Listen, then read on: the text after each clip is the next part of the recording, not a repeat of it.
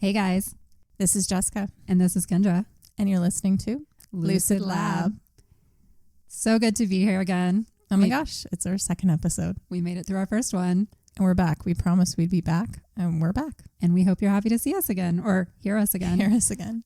Jessica spent the whole last week, I feel like, editing our first episode. How was that? Oh my gosh, please be kind, because I've never done anything like that before, and I don't even think I'm going to tell you how many hours I did, because it's probably ridiculous, and anybody who edits audio would probably laugh at me. But if you heard any like weird stuff, like, yes, please just be kind, because I tried. It was edited down from many hours to what you heard last week.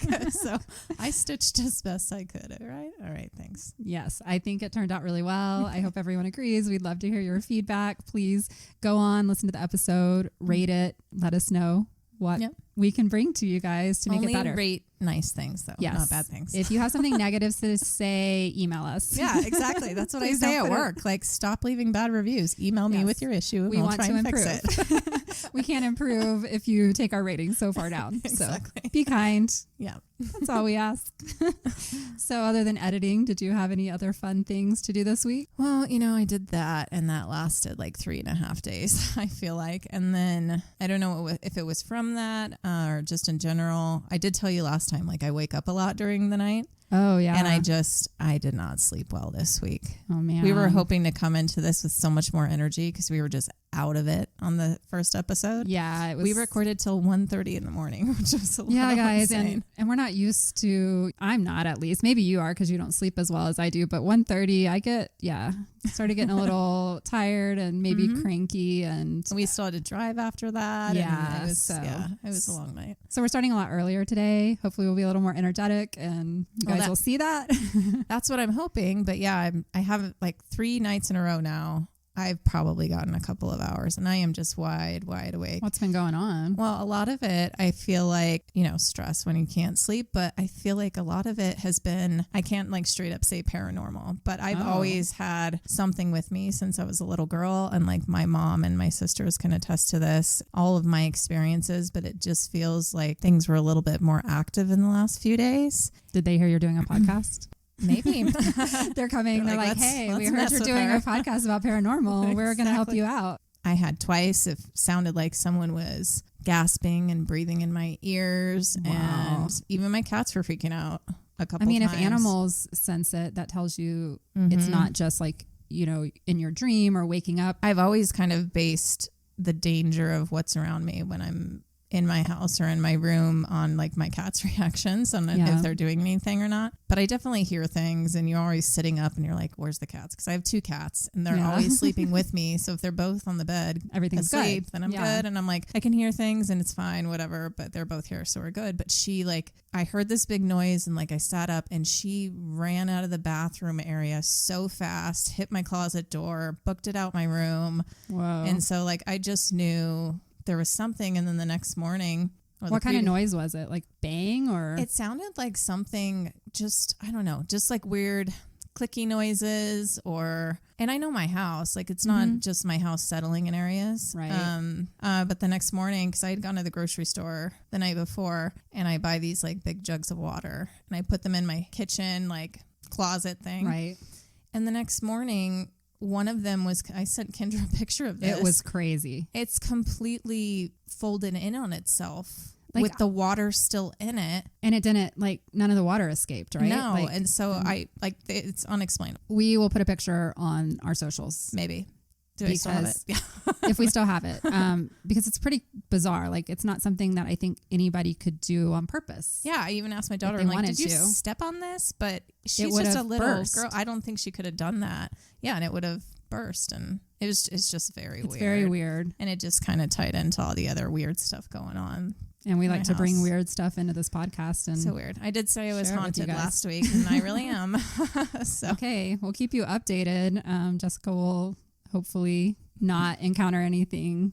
I need someone to officially confirm it to me that something's with me, or I'm just sensitive or something, because I know me, but like if I could have someone that I could trust tell me something specific, it would be some validation for my entire life. So we will look for that someday. Yeah. Someday, maybe a guest on the show. Yeah. What about you? Okay, so this week, I mentioned last week we went to spring break, and one of the things that we did while we were there is we went to a cat cafe. Oh, yeah. Have you ever been to a cat cafe? I haven't. You've gone a couple times, and they sound so much fun. So much fun. Yeah, I wanted to bring every cat home. We actually did bring one cat home. She was the sweetest little thing, and she's a little calico. I haven't had a cat. I think I had one cat when I was probably like 5 or 6 years old, and the cat hated me because I was 5 or 6 years old, and he would like poop in my shoes, and like, oh my goodness, he did not like me. As a boy. Yeah, exactly. I'm a little partial to girl cats. Yeah. So yeah, we got this little calico cat. She's a year old. We rescued her through this great, it's called the Teddy Cat Cafe. So I'll give a shout out to them if you're in the Denver area. Sarah runs it, and she's an amazing lady and just very, very caring. And she knows a lot about her cats. So we ended up with this cute little cat, and we've been setting her up this week. I am obsessed with her. I think I have about 50 pictures, or probably more than that. What am I talking about? I probably have like 100 pictures on my phone already because I just can't get enough of her. So. Oh, and from what you've sent me, she's just so cute because she's a smaller cat like mine. Both my cats are like those small, like they never got past the teenage size. Exactly. And that's what I want. She's like a kitten, but she's, full grown. So she'll be a kitten forever. You're going to have to post a picture of her. But I will. And you should post one of your cute little kitties I will. Too. And mine are elderly. They're both 19 years old. But yours, you keep saying calico, but to me, she's like 3 different cats. Yeah. Because she has the brindle, the black and white, and then kind of the tortoise. They call them torties. Yeah. Yeah. That's what we thought she was, but she has white paws. So that makes her calico because she's she has just the white. all kinds of pretty colors. She's everything. And she's got bright yellow eyes. And my favorite thing that she does is when you start petting her, she automatically starts purring and she rolls over. And a lot of times, cats act like they want you to pet their belly, but then they like claw you to death. She wants you to pet her belly. Aww. Like, it's the cutest thing. So, yes, I'm obsessed with my cat. Her name's Toffee, and I will post a picture. Yeah. And you guys can all be obsessed with her, too. And mine, too. And your sweet little girls, too. Yeah, they're the sweetest. So that's what's been keeping my attention this week. While you were editing, I was playing with my cat. I kind of knew that was going to happen, though. I was prepared. But for this episode, maybe you should come over to my house, and we'll have a cat party and edit together. Oh my gosh. I was going to say I would bring my cat and all. I can't put them through any more trouble in their elderly age. They hate the car. Aww. And so sadly, I don't think I will ever do that again unless I absolutely have to. Yeah. I'm at the stage where I'm just making sure that every single day for the rest of the lives that they have is going to be as loving and the best as possible. Yeah. I love that. Well, I'm sure we have a lot of listeners out there who are cat fans as well. Yes. So, hopefully. Yeah. We're both dogs. We both are dog people too. Yes. My doggy, I don't pick between the two. I like them all. I like all animals. My sweet dog Tiffany passed away last year, and it was a very, very hard time for me. But so maybe I'll post her too, just so you know, because I had her for 18 years and she was my first dog, and so I miss her. You can see all of the pets of the podcast. Yes, and the past pets, because they still are with us. Yes, absolutely. They are. Well, I have something else I wanted to share. It wasn't necessarily what happened this week, but it was also part of my spring break that I didn't share on the first episode because I was nervous maybe, and I don't know. We still are. A little bit. Just a little. So I went to the Lumber Baron Inn, which I don't know if you're familiar with that place. No, I found that once in like some of the research that we were doing, and it's one of the haunted places in Denver. Ooh, we're definitely gonna have to do an episode on this there. place. Yes, yeah. we do. So they do a tea, and of course I love going like to tea. Palace. It makes me feel fancy, like I'm British or something. And their tea was wonderful. It was all homemade, and that's nice. Yeah, if you're in the Denver area, I'd highly recommend. But when you book the tea, you can choose to do what they call a magical tea, and that comes along with a tarot reading. Oh my goodness. Now I have to go do that too. Yes. Yeah. I will post in the show notes some information about this. Okay. Because I had this wonderful reading, a tarot reading that I mentioned again last week, and I wanted to go in a little bit more detail about it because I thought it was really cool. And I've been saving this story, like Jessica hasn't heard this yet because we really wanted to share it with everyone at the same time. Yeah, I want to hear. I'm ready now. So I had never had a professional tarot reading done. And so when I went in, and her name is Sarah, but I'll also put this in the show notes because she has a work business. At the Lumber Baron, or was she just there for the tea? So she's the innkeeper Okay. of the lumber baron. That's cool. But she is also, she has her own business. We started the tarot card reading and she said, is there any, specifics you have today? And I was like, not really. I kind of just want to see what you bring to me. Like, what does the universe need to tell me today? And so she said, okay, what I'm going to do is a past, present, near future reading. Okay. And she shuffled the decks and then I chose 3 cards. Okay. And so the first card is your past, the second card is your present, and the third card is your near future.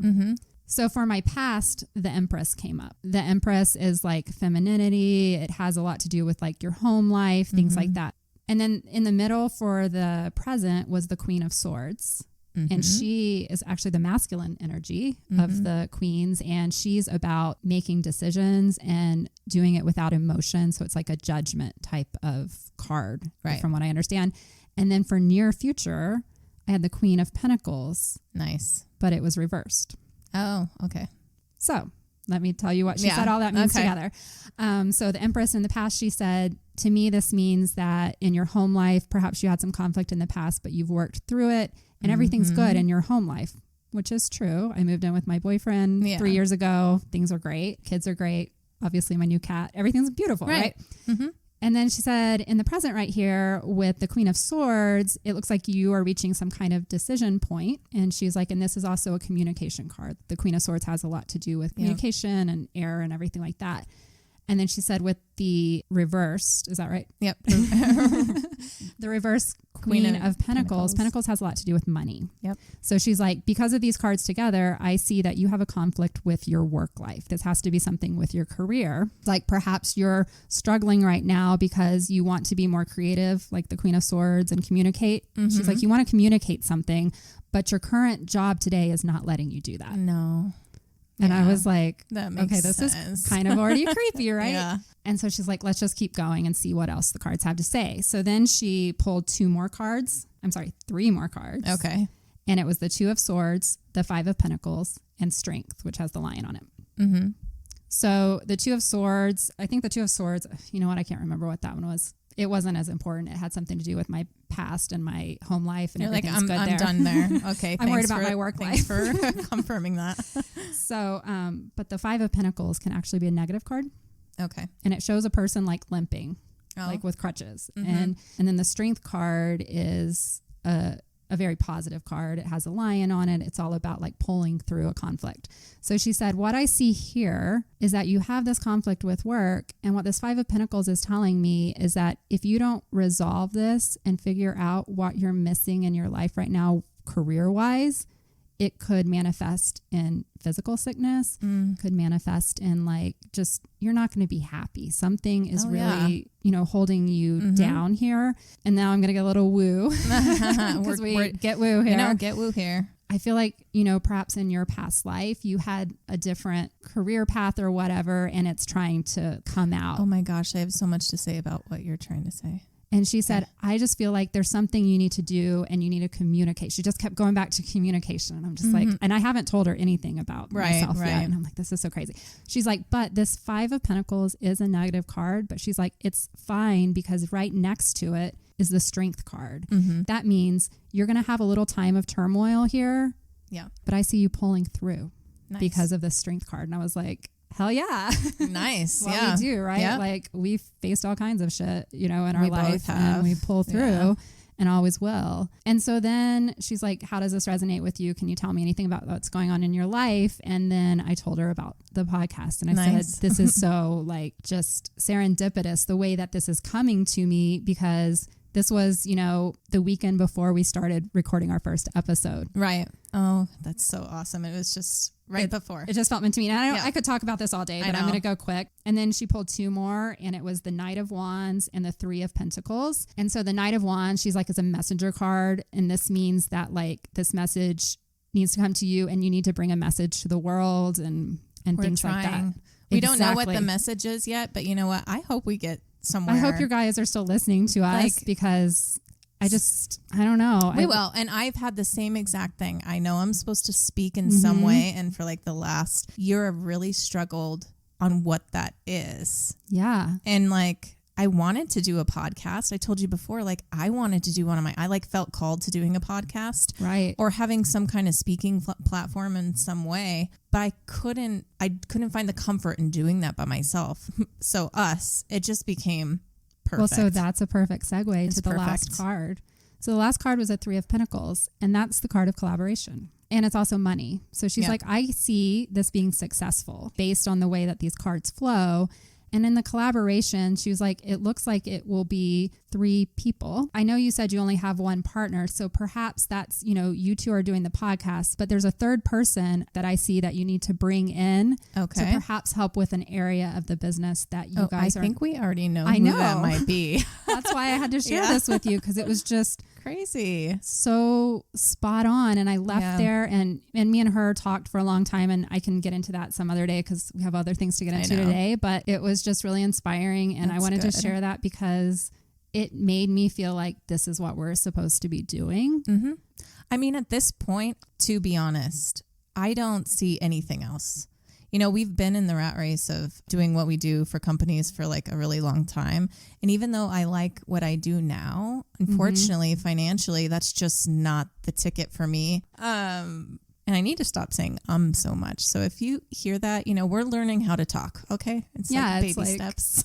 We're little babies again, trying to figure out how to speak. It kind of takes me back to just work in general. I've worked remote for like 8 years or more. I can't remember. So I don't communicate that much with people now, other than the few people that I work with. It's weird. It's almost like we're training ourselves how to have actual conversations again. I know, like we text so much in this day and age. Yeah. And I mean, just on the way over here, I told her, I was like, we need to start singing out loud in our cars before we start recording. Yes. Because my voice doesn't work when we first sit down. We spend like 10 minutes clearing our throats before we start recording. We will hopefully not ever put you guys through that torture. I'm trying not to.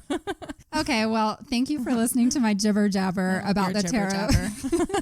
I like that word. I thought it would be fun. I hope the tarot card reading was interesting to you, or perhaps it's something like dreams where you have to be there, but I just thought it was cool to share because it ties into our podcast so well and what we're doing today. So on this episode, I was so excited to research this place. It's near and dear to my heart. I've been here. I think if you go looking for a list of the most haunted places in America, for sure, perhaps even in the world, it's guaranteed this spot is going to show up. It's going to pop up. Yeah. And that place is the Stanley Hotel. I'm so excited. Yay. And we're Colorado girls. Yep. I felt like it was only fitting that this is the first paranormal podcast that we do is on the Stanley Hotel. Yep. It's only about an hour away from where we live. Yeah, it's really close to us, which is really cool. Yes. And I've been there 2 times. And I've been just the once. Yeah. I need to go back. We both need to go back a bunch. Yes. And we want to go back. And after I tell you some of these stories, we're definitely going to have to book another. I mean, it's really ridiculous that we've only been that little amount of times. Right. I mean, because it's just as close as us driving to the south of Denver. So before I jump in, I just want to say I did a lot of research. I have a lot of details. So this very well could end up being a 2-part episode. It could be. Yeah. So don't hate us. I know it's kind of early in our podcasting career to do this. We don't know anything yet. But we don't know. Just giving you heads up. So if you're not familiar with the Stanley Hotel, what it's probably most known for is its connection to Stephen King's The Shining. Mm-hmm.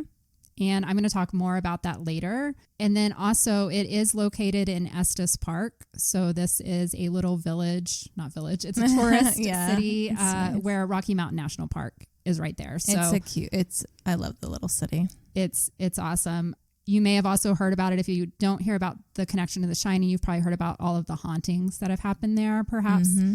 And it's quite active. There's been quite a few ghost paranormal shows, podcasts, YouTubers that have gone there to do paranormal investigations. Oh, there's a lot on it, but at the same time, like you said, we live here, and we have a different take, and we went as just people who wanted to go. It wasn't for any other purpose. I went on the ghost tour there, so I didn't get to do that.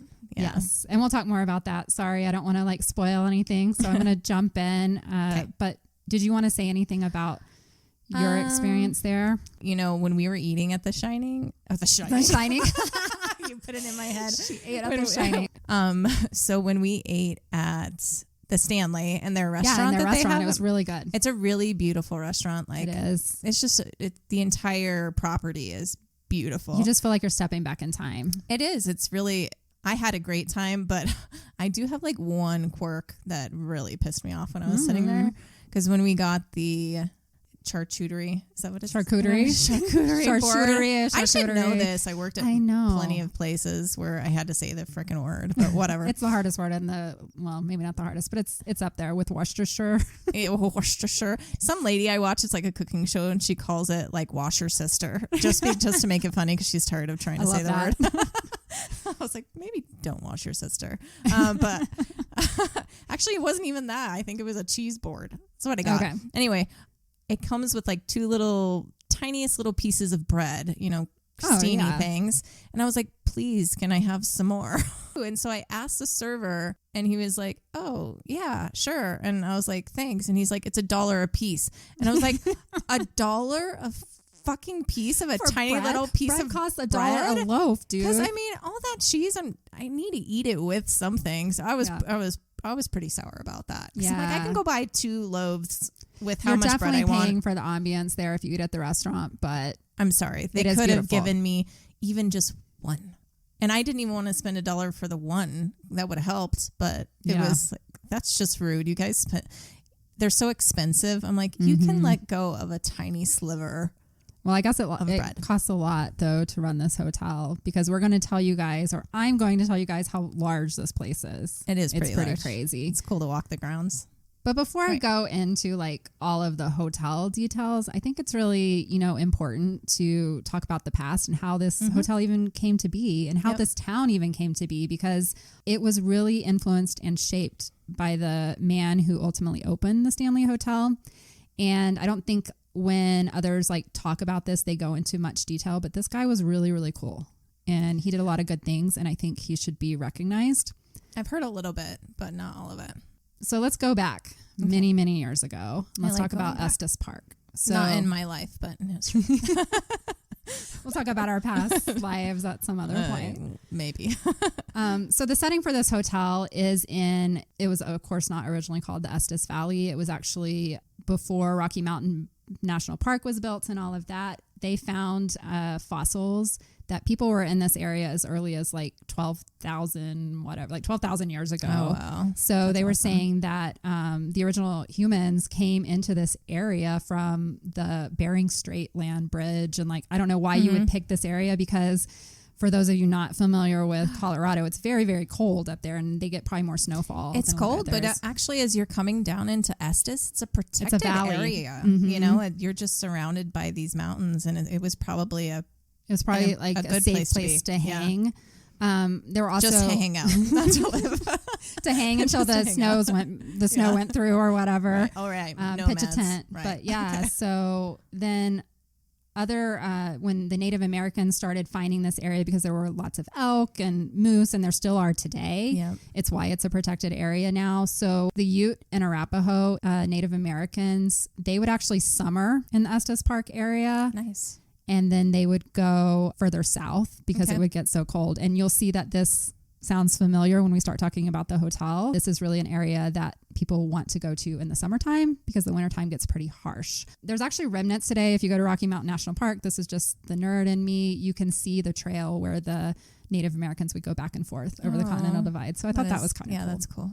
Let's get closer to why Stanley came here and how he got there. So in about 1800, there were the mountain men started coming to this area, and they were chasing bear and elk, and they were like those grizzly mountain men looking for the pelts, and you can imagine what they may have looked like. And so they were the first ones. And then there was a man named Major Stephen H. Long, who came to the area with the Yellowstone expedition in 1820. And he was the one that first discovered, the white men like to say they discovered. Yeah, right. But Long's Peak is actually named for him. Are you familiar with Long's Peak? That's another Colorado thing. Isn't it like a Hooters? Kind of? Oh, that's Twin Peaks. Oh, Long's Peak. I don't know. I just never went because I'm like, no. I mean, I'll go to support you, but I already knew, like, when I worked down in that way, everybody would go there for lunch, all the guys. Yeah, like, I think my boyfriend's been there with a couple friends. Like, It's I'm just not going to girls. go. All No. right. So Long came to the area and the Long's Peak was named after him. And this is typical, right? Like he never even climbed it. No, let's just name a whole mountain after him. Because he was a white dude that showed up It's ridiculous. in the 1800s. It is one of the most famous mountains in Colorado, and it's the like kind of central point for Rocky Mountain National Park. It's probably one of the most, I think it is the most dangerous mountain to climb in Colorado. Like people die every year. I should know more about all this stuff. I mean, living here, I've lived here longer than I lived in the other states, which is crazy. Well, if any of you guys are up for an adventure, Long's Peak is there in the Estes Park area. About 10,000 people come here every year to try and climb it, and only less than half of them make it to the So peak. it's our Everest. It's our Everest. I was going to say it's our avalanche.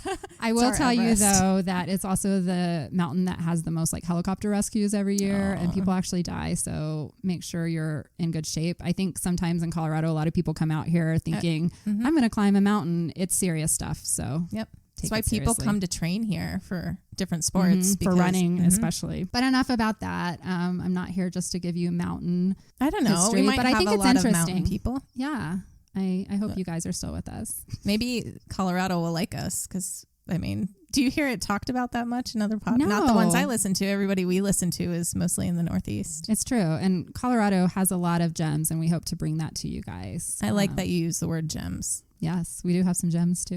I just never used that word, so now I like the word. So speaking of gems, the other thing that brought everyone to Colorado was the gold rush. Yep. Not quite gems, but all of a sudden everybody wanted to strike it rich. And there was a man named Joel Estes. You see where this is going. He actually struck it rich out in California, so he already had his fortune. And then he was like, I want to go somewhere pretty, because the parts of California where gold rush probably wasn't the prettiest. And a lot of people were there. Yeah. So he and his family came across this valley and he loved it. He was from Kentucky originally. He was out west, didn't want to leave. And he came across this valley and he moved his wife and 13 children. Ooh, they were all still alive? 13 children. That's crazy. Can you imagine that? You're just like hiking around. You're like, I like this place. I like this place. Like, Hey, I'm going to build 13 everything kiddos. here. Y'all want to move here? Interestingly enough, they moved here and they built up a little homestead. They planned to live here and start farming, etc. That didn't work out so well for them. They only stayed about 6 years. Okay. But while he was here, a reporter from the Rocky Mountain News, he was like, hey, you should come up and see my new digs. I got like a cool little cabin up here. William Byers came up and he decided that he should name the area after his friend because I guess he had quite the weekend at the cabin. Just a weekend. They had some good brews, whatever. And he was like, you should name this Estes Park. To me, it's better that someone else chose it instead of, just moving there and going, this shall now be Estes Park. He decided he didn't like to live that high of altitude. Okay. And farming doesn't work real well when you only have about 4 months where it's not snowing. I know. So he's like, well, this was cool and all, but it's been 6 years and I think it's time to go. Yeah. So he sold his land to a man named Griff Evans, which there's another mountain named after Griff Evans too. You can see the key is take land from Native Americans, be the first in the area, and then you get to name everything after you. Interestingly enough, Evans Mountain is now being renamed a Native American name. Good. Which I'm really, really happy about. Yeah. We got to vote on it this year in Colorado. Mm-hmm. And I agree with it because this guy didn't even climb this mountain either. And he still gets, come on. They didn't even do anything. Well, I declare this podcast lab Jessica. Just kidding. Anyway, Okay. get to it. So back to Evans. So the reason I'm bringing Evans up is because he was the one that really made this area start popping. He built a dude ranch, the first dude ranch ever, actually.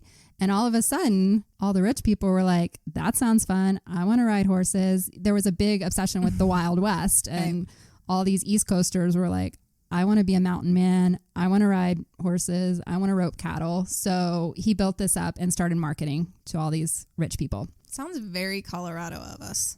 Yeah. Even today. Let's capitalize on those tourists. And you said they brought them from California? No, mostly the East Coast, actually. Oh, okay. I was going to say that's today too. Yeah. Anyways, one of those famous guests, and you're going to hear him come up again. So that's why I'm bringing him up. Okay. There's method to my madness. One of those famous guests that came to the Dude Ramp, his name, Dude Ramp. It's okay. The Dude Ranch. There was a ramp somewhere at some His point name there. was the Earl of Dunraven. So he was a fancy schmancy guy that wanted to come rough it a little bit, right? I guess so. He also went by Lord Dunraven, which is what I'll call him from now instead of Earl. Is he allowed to have those names, or did he name himself? I mean, he's from England, so I don't know exactly how all that works. I don't know either. But he's a rich dude. He's also known, he was not known to be a nice guy. Okay. As so far, you haven't really told me any mean people yet, and I was expecting there has to be someone in here. This guy's the not so nice one, and Okay. we'll hear about him again later, Okay. perhaps hanging out in the Stanley. Okay. He fell in love with the area and decided, I'll take it. Literally, I'll take it. Like, and so he took claimed it, Okay. 15,000 acres of it. He said, this is mine. He didn't pay. He did it in very wily ways. Like, a lot of people hated him. Okay. They did not like him. He was, an outsider, and they had already been building and roughing it up here. And he just came up and was like, it's beautiful. I want to build a house. I'm going to take 15,000 acres, throw money at you. Come on, you peasants. You want my money, basically. Okay. Didn't go over too well. There was many attempts to thwart his ownership, but they were not able because he had so much money. Right. So he bought this land. Okay. And he owned it. There was another settler that came around this time, and I just thought this was a cool story, so I'm throwing it in here. There was a woman, an English woman named Isabel Bird. She traveled solo to Colorado from Breton in 1873. By herself. Badass. Yeah. Badass. She was determined to make it to Estes Park. She'd heard about this dude ranch. She's like, I want to go there. Oh. This is cool, right? Yeah. And she actually wrote a story called A Lady's Life in the Rocky Mountains. And it included a friendship with this guy. He was a mountain man named Jem. And this bitch, this woman, this bitch, she actually summited Long's Peak. So all these other white dudes are coming here. Oh, bitch in a good way. Sorry. That's what I'm saying. This bitch, Okay. as in like badass bitch, Yeah. climbed Long's Peak Okay. by herself with mountain man Way Jem back then. in 1873. And now we have all this stuff when we can't do it. She was probably climbing in a dress. Exactly. And little booties. Like, right? I don't know. I know that has nothing to do with the Stanley, but I just thought that Have you was seen a cool a picture? story. Maybe she was ahead of her time and she was one of those women who wore In pants anyway. I mean, she was solo in that time. Yeah. I'm impressed by women. I picture her that way. I do too. Maybe I'll find a picture and post it. So now we're getting closer to where did Stanley come from, right? Yep. So there was another settler that came in and decided to compete with Lord Dunraven. Well, okay, first of all, Lord Dunraven did not build any lodges. He just built his own house. He was all about himself. Okay. Yep. So he wasn't sharing this. He was just like, this is my land. It's beautiful. Fuck off. Yep. Essentially. So there was the Evans Dude Ranch. And then another guy came along and he was like, I want to get in on this tourist thing. There's room for another one. So he built a place called the Elkhorn Lodge.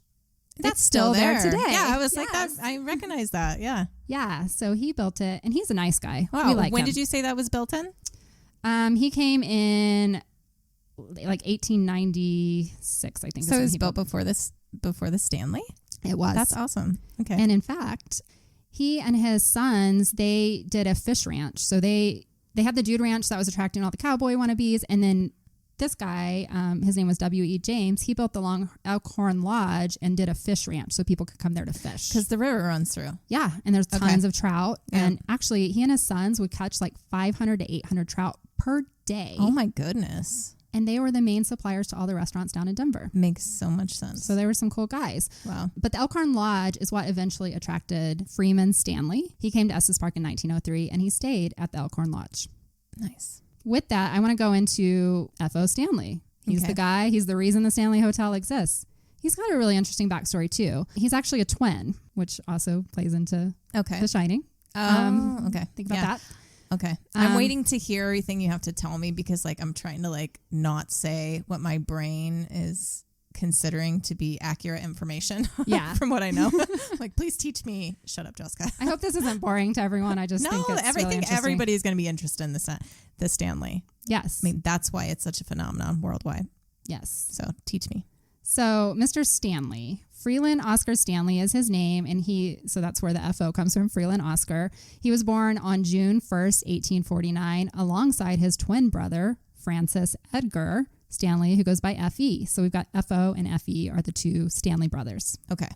They were born in Kingfield, Maine. Oh, they came a long way. Kingfield, Maine is just a small farming community. It's in the northwest part of Maine. There's only about 650 residents. Today? At the time that they were born in 1849. Sorry to anybody that lives there. I know nothing about your area. So they were raised in a Calvinist household. They're very similar to very strict, like Mormon almost. They didn't drink, didn't cuss, all the fun things in life they didn't do. Yep. That's why a lot of us leave. Sorry, Mom. But they were born into what they called small town privilege. The family wasn't really well off, but his father, Solomon Stanley, he was an influential citizen. He was a teacher. He served in several civic positions. So the Stanley name was well known in this little tiny town. Okay. And so their household was very well educated. The parents instilled this knowledge in them of science, poetry, music. So they were well educated. And from a young age, they were encouraged to embrace that. They were in a family of 7 children. Okay. That's a little bit more doable than 13. Yes. Okay. I don't know. I'm from one of 6, so that's just one 7 more. seems okay. It's okay. So they were kind of in the middle. They had an older brother. They had a younger brother. They had a younger sister. 2 of their brothers, unfortunately, passed away in infancy, as is common back in those days. Yep. But the twins, they were amazing. They had this natural aptitude for engineering and inventiveness from a young age. At 9 years old, they opened their first business together. I mean, what were you doing? My daughter at needs 9? to get on it, I guess. I know, right? Why aren't our kids making us money already? But their first business was refining and selling maple sugar at age 9. At 9? Mm-hmm. Did someone teach them, or they were like, let me do this? I'm not real sure. It didn't go into much detail, but Sorry. they made some decent cash, apparently. Know everything. Okay. Well, then by 11, they were like, okay, sugar's not where it's at anymore. So they had a great uncle that taught them how to make violins. So by age 16, F.O., Freeman, had completed 3 instruments, and he continued to make these throughout his life, and we'll talk about it more. I wonder if they're still somewhere. They are huge collector's items now. They sell for over thousands of, tens of thousands of dollars. I want one. I used to play the viola. Yeah. You said violin, but I don't care. It's the violin. It was, he's making these at 11. I know, that's crazy. I mean, I guess you only lived to 30 back then, but. He's like, I gotta get on it right now. So it was because their parents didn't have a lot of money. These kids are scrappy, right? And they're going to figure out how to make money. So it seemed like even as children, they just discovered ways to earn money because they wanted things and they had big ambitions in their life. Right. I can admire that. They went off to college and they decided they were both going to be teachers. They're real close. Freeman was doing great in college, but Francis was like, college isn't my jam. Francis is Effie. Yes. Okay. Effie. Sorry, guys. This is going to get confusing if I use the initials, I feel like. Freeman is Freeman, our Stanley. Freeman is our Stanley. Francis is his twin brother. They stay connected for a while. Okay. So. Maybe Freeman and Francis, unless your notes say F-O-F-E. No, that's fine. I can change it. Hope you agree with my decision right now. Francis was like, college is not my jam. I want to be an artiste. Okay. So he runs off to do portraits. He sounds a lot like me. I like Francis. Yeah. But I like Freeman too. He continues, he finishes his school, and he becomes a headmaster at the high school. Okay. In this other small town. And that's where he meets the love of his life, Flora. She's a young teacher and she's a pianist. So they meet, they get married, everything's going great. And then Freeman, as many people in this time, gets tuberculosis. Wait, he hasn't even built the Stanley yet. No. So he dies? No. Oh, okay. Keep going. Stay with me, Jessica. Okay. It's a long story. Yeah. He met the love of his life and then finds out he has tuberculosis. So that sucks, right? Yeah. And he was like, you know what? This sucks. I need a job that gets me out more. Because outside. At the time they were like, yes, tuberculosis, the worst thing you could do is stay in a room with the same stale air. Right. And he was a headmaster where he just sat in a school all day. So he was like, I need to get out and do something. I need to lead a less sedentary life. Yep. So he had tuberculosis. His younger brother also got tuberculosis. So at the time right now, Freeman Stanley is about 30 years old. I was just going to ask. Okay. His brother's 27 and his brother does not make it. His brother passes away. I thought they were twins. That was Francis. Sorry. Francis is also 30. Which since brother? They are twins. I know. When you said 27, I was like, wait a second. His younger brother, Solomon passed away. Okay. So that was a life-changing event for Freeman. And he was like, fuck this. I'm not going to sit in a schoolroom. I'm going to do something exciting with my life.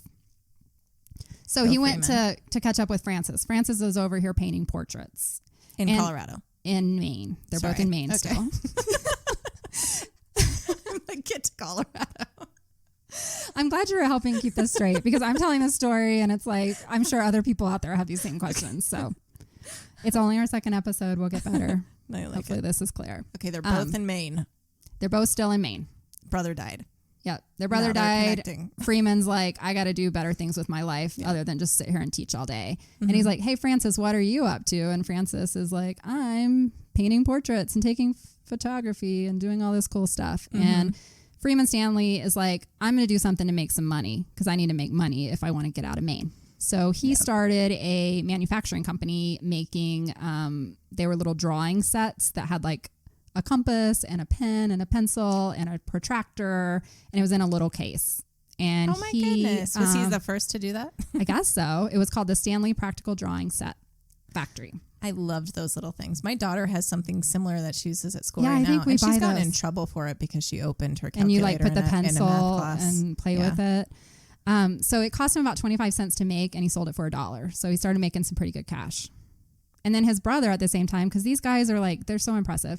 So Francis is over here. Not only is he painting portraits, but he's inventing new process called the dry plate photographic process. So back then when you would go and take pictures, because photography was still a new thing, you would have to wet the plates and then put them in the large thing. He made a way where you could do that ahead of time. It was like a gelatin, and you could put it into the actual camera, and that would allow photographers to travel with their plates. So instead of just being stuck in a studio, you could go take pictures out in nature and such like that. Okay. That was a big deal, and that's what Francis was doing.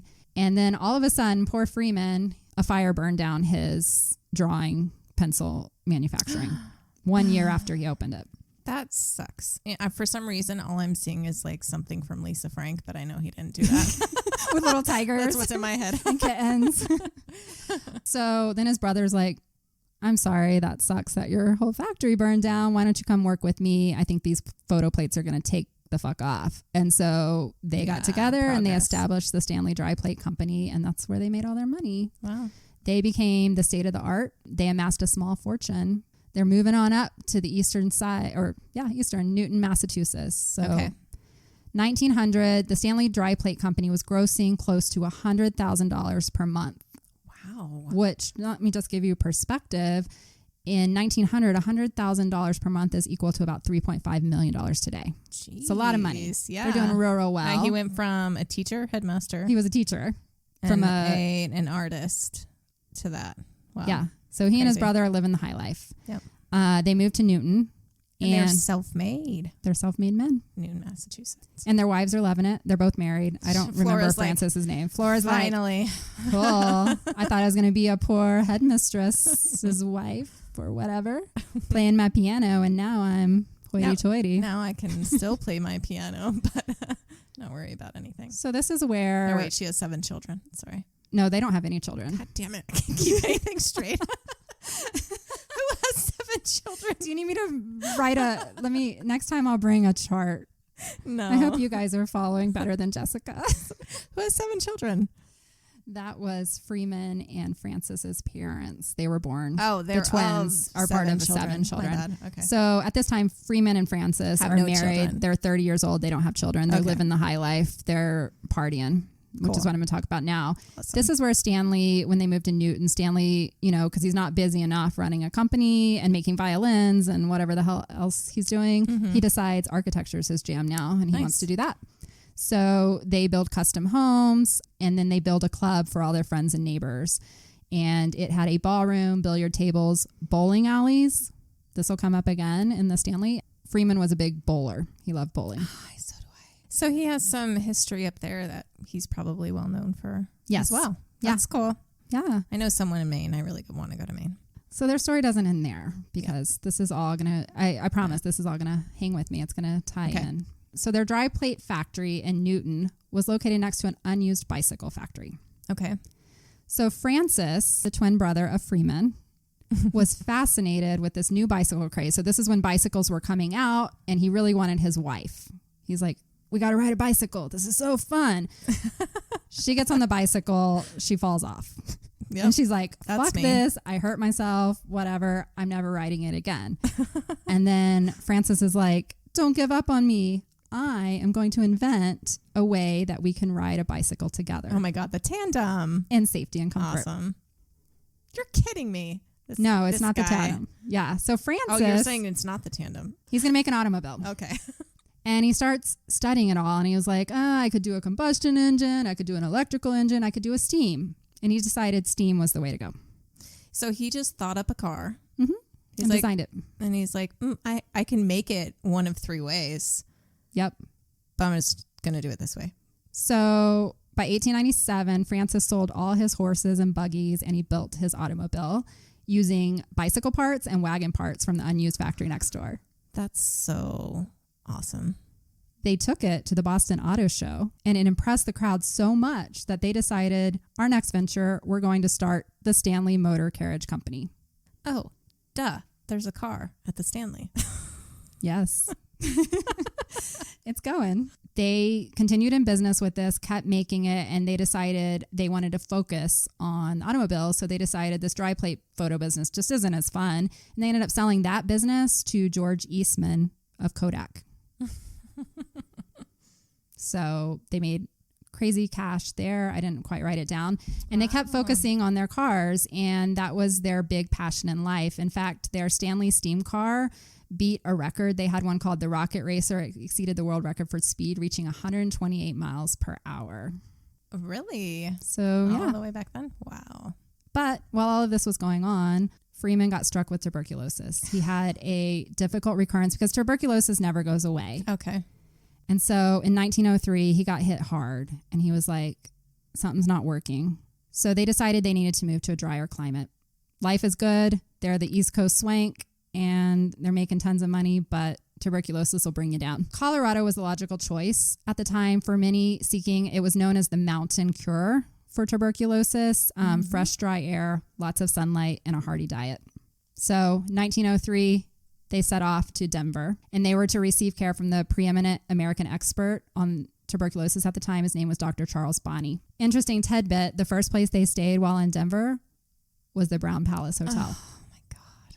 Which is another famous haunted hotel in Colorado. It's like one of my favorite places here. I'm thinking Jessica. And I've never got to stay there, but I've gone. I haven't been at all. You haven't been there? No. I've driven past it, but I haven't been there. It's like a dream. They have presidential suites that are like to die for, and I hope someday to be able to afford it just like once. I have a feeling we'll probably do an episode on Brown Palace. Maybe they'll let us stay there for free. Probably not. But Freeman, while they came across the country, he was like, I'm not going anywhere without my car. So he had his car coming out too. Well, of course, can't leave that behind, that gem. No, that gem of a car. So the doctor recommended that he just stays in Denver for a while. He wasn't getting that much better. And when his symptoms had not greatly improved, Dr. Bonney said, I think you should go up in the mountains. So in June, they ventured up to Estes Park. Freeman, being in love with his car, he packed his wife Flora up on a train, and he's like, I'm going to drive my car. Oh. Were there roads for this car at the time? Not really. Okay. Some sources say he got lost along the way. Sure. Ended up in Boulder. Another source. I discovered this town too. Yeah. Well, Boulder was already like there. He's like, let's name this Stanley.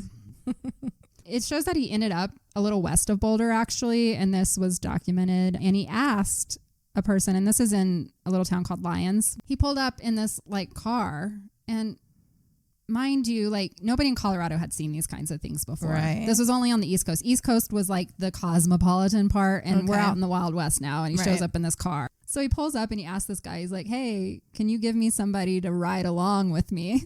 Oh, yeah. This 16 mile. I need some company. I'm bored. It's a 16-mile trip. And 60 miles back then in this car would take about 2 hours. I thought that it goes 128 miles an hour. That's only their race car. He's in their little carriage. And, okay. And I'll have to post a picture because this thing is like, I'm trying to figure out how to describe it. It's like a little, if you think of a horse carriage and you cut the top off, you're just hanging out in some seats. That's what it is with a steam engine behind it. It's not real large, and it's open top. Right. And so the guy he asked was William Welch, and Welch just looked at him like, no, I'm not putting anybody that I know in that motor coach. That's going to blow up. Exactly. He's like, I'm not sending anyone. And Stanley, being very proud, like, this is my invention, got up to Estes Park, and then called this guy back to be like, just so you know, I made it. And the guy didn't believe him, and he put the, he was at like a service station, and he put the service station. He didn't believe him. Had he blown up, he wouldn't be calling. He put the service station manager on the phone to confirm that, yes, indeed, he did make it in his I guess he could have walked car. if something happened. I don't know. So they rented a cabin at the Elkhorn Lodge, like I mentioned earlier, and his health just improved dramatically. He was like, this place is magical. I love it. We're going to be here all the time. And of course, when he says that, he doesn't want to be there when it's snowing. He only wants to be there in the summertime. Yeah. So he was like, let's plan to summer here every year. That will keep my tuberculosis in check, right? They met up with Mr. Lord Dunraven, who I mentioned earlier, the guy that nobody liked. And all of a sudden, Lord Dunraven, like, nobody liked him, and he was not making any money. People were being mean to him, and he was like, you know what? Fuck it, I'm getting out of here. So good, go away. He had already sold most of his 15,000 but he had 6,600 acres left, and that was what was sold to Freeman Stanley. Dunraven told Freeman, he was like, Estes Park has cost me a pretty penny. I hope that it does better for you.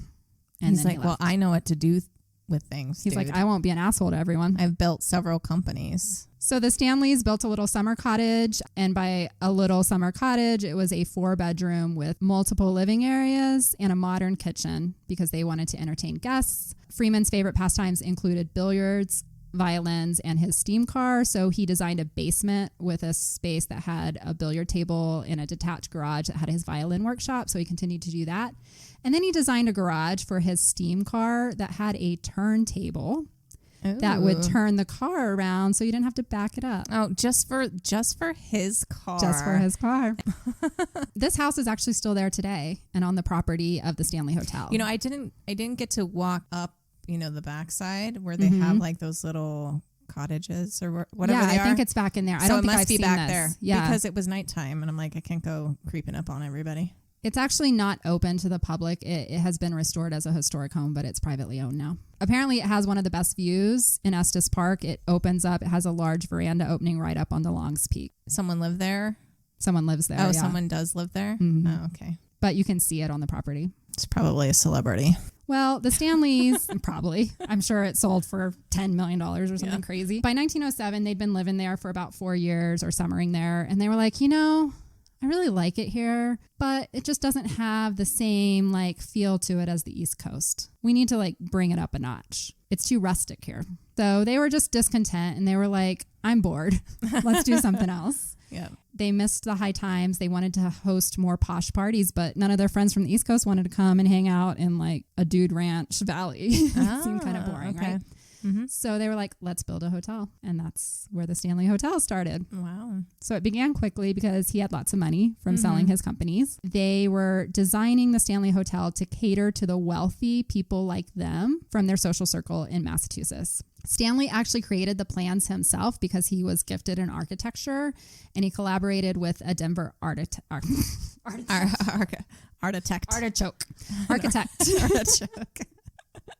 Back to Mr. Lord Dunraven. So because Stanley, asshole, right? The asshole, okay, Lord Dunraven, he's going to come up several times.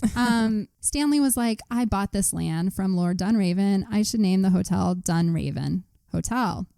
But nobody liked Dunraven, right? So there was actually a petition signed by 180 people, which was probably the whole town of Estes Park at the time. Yeah. And they were like, it's still small. Hell no. Yeah. Do not name it that. Please name it after yourself instead. Why would he be like, well, since I bought it from this guy, I guess I should name it after him? I think he was a pretty humble guy from everything I read. Like okay. He's actually a really, really good guy. Freeman Stanley was a nice man.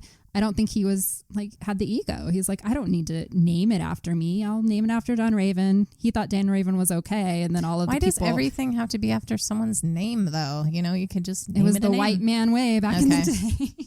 The valley. The valley ways of life.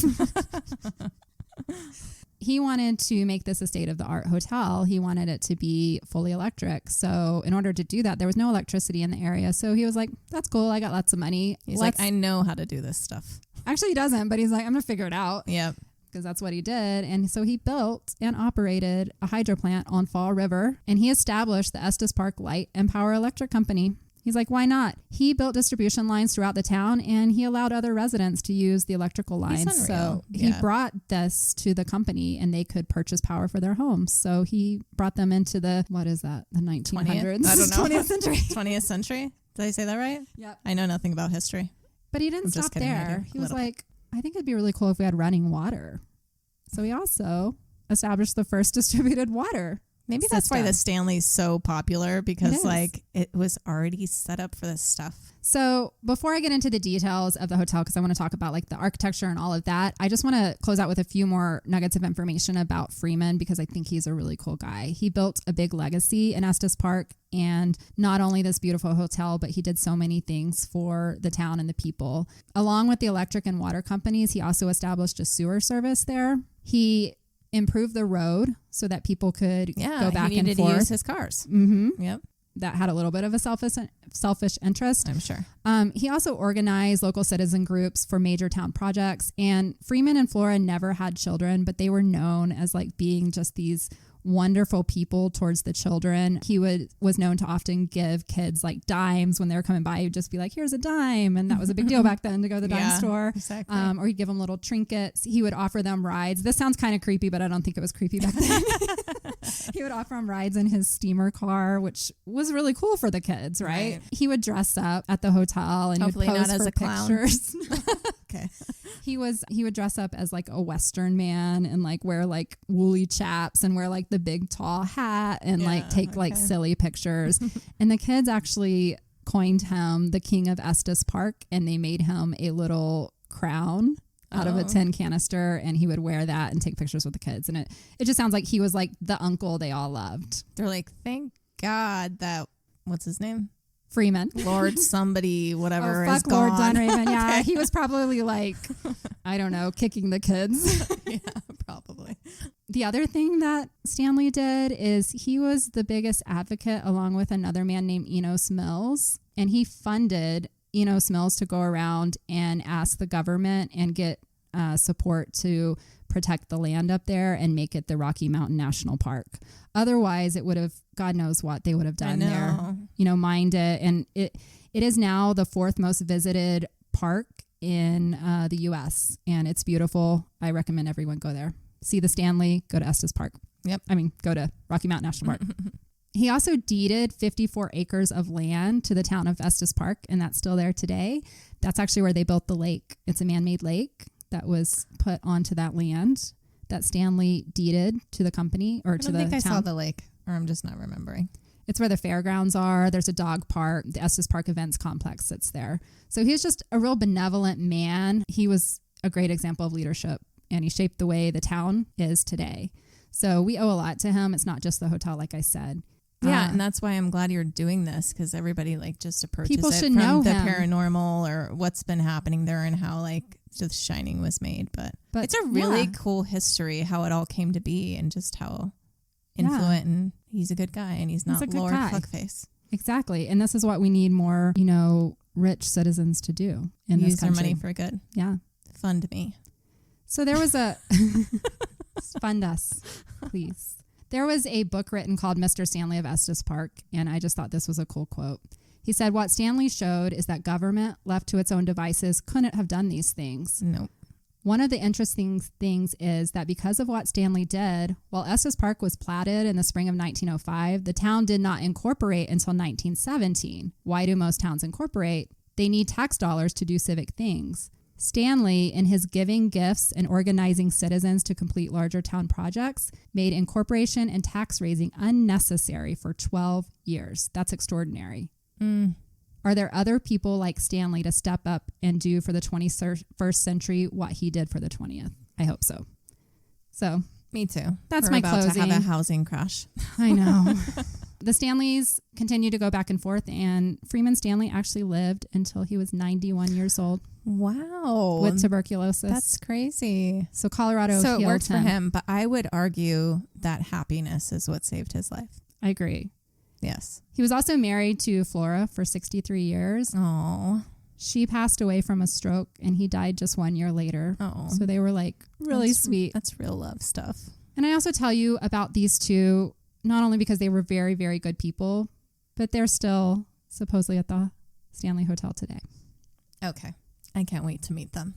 So on that sweet note of the everlasting love of Freelan and Flora, I'm going to stop there for today and we'll pick back up.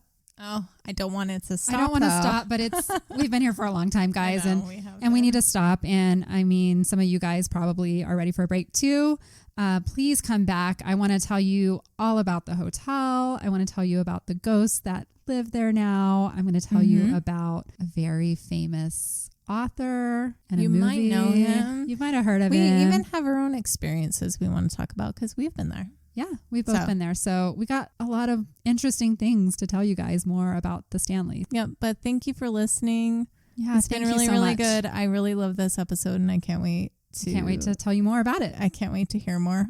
Hey guys, this is Kendra. I just wanted to jump in here and say that we are well aware that we use the wrong name when talking about Stanley. So his name is Freelan and not Freeman. So please forgive us and we will do better in the future. Thanks. So we are on all the socials. We are on Facebook, Instagram, and TikTok. We are under Lucid Lab Podcast. Yep. So check us out. No spaces.